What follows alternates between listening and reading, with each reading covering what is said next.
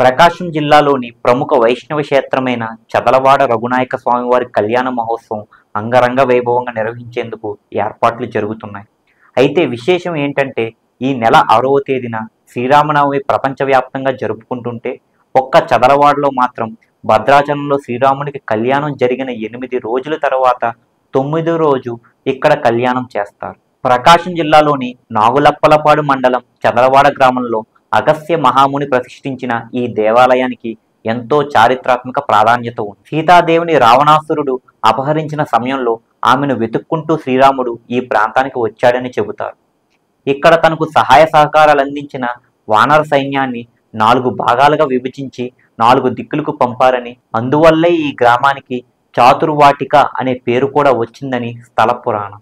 ప్రతి ఏటా చైత్రశుద్ధ దశమి నుంచి 16 రోజుల పాటు ఈ దేవాలయంలో కళ్యాణ మహోత్సవాలను వైభవంగా నిర్వహిస్తారు. ప్రకాశం జిల్లా చదలవాడలోని శ్రీ రఘునాయక స్వామి ఆలయంలో శ్రీరామనవమికి కళ్యాణం కన్నుల పండగగా జరుగుతుంది. అయితే సీతారాముల కళ్యాణం జరిగేటప్పుడు గరుడు పక్షి ఆకాశంలో ప్రదక్షిణలు చేస్తుంది. ఎన్నో సంవత్సరాల నుంచి ఈ ఆనవాయితీ నేటికి కొనసాగుతుంది. ఇంకో విశేషం ఏంటంటే శ్రీరామనవమికి ఇక్కడ కళ్యాణం జరగదు. భద్రాచలంలో శ్రీరామనవమి జరిగిన 9వ రోజు ఇక్కడ కళ్యాణం జరుగుతుంది. 1450 ఏళ్ల క్రితం అగస్త్య మహర్షి చదలవాడకు వచ్చి శ్రీ రఘునాయక స్వామి ఆలయాన్ని ప్రతిష్ఠించడం మరో విశేషం.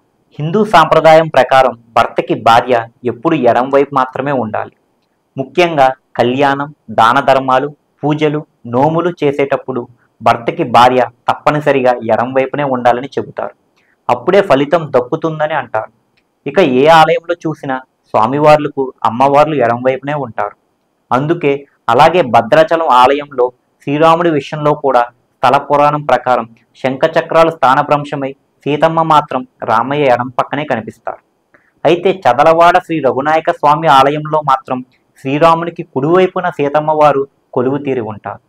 పాంచరాత్ర ఆగమం పాటించే ఆలయాల్లో అమ్మవారు స్వామివారికి కుడి పక్కనే ఉంటారని ఆలయ ధర్మకర్తల మండలి సభ్యుడు తెలిపారు. స్వామివారి కళ్యాణం రోజున తలంబ్రాలు పోసే సమయంలో ఒక గరుడ పక్షి వచ్చి ఆలయంపై 3 ప్రదక్షిణలు చేసి వెళుతుంది.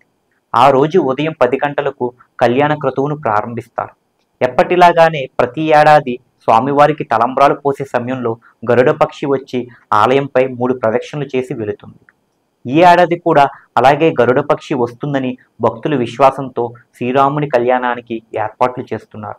భక్తులు గరుడ పక్షిని చూసి భక్తితో మైమరిచిపోతారు. జై శ్రీరామ్ అంటూ నినాదాలు చేస్తారు. కన్నుల పండువగా నిర్వహించే ఈ కళ్యాణ వేడుకల్లో పెద్ద సంఖ్యలో భక్తులు పాల్గొంటారు.